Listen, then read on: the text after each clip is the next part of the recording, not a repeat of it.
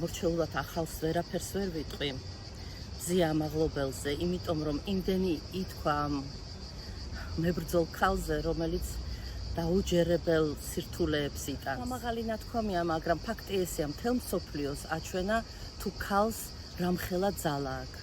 ჟურნალისტ ქალს რამდენის გაკეთება შეუძლია. არ შემიძლია არ გავექცე პოლიციელ დგებულაძის ფაქტს. იცით, შეხედავ და სიმპათიური ახალგაზრდა კაცია.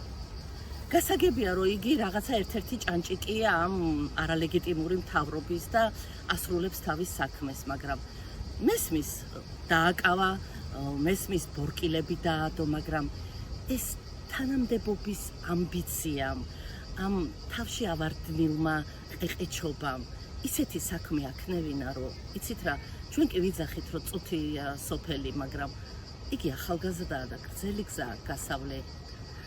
მინდა ვთქვა, იცით, ძალიან ცუდი რამ უყო თავის თავს. ძალიან, აქამდე თუ წითელპერანგა ბიჭი დაგვეკარგა, ეხლა ლოყა წითელა ბიჭი დაგვეკარგას ვიმღერებთ.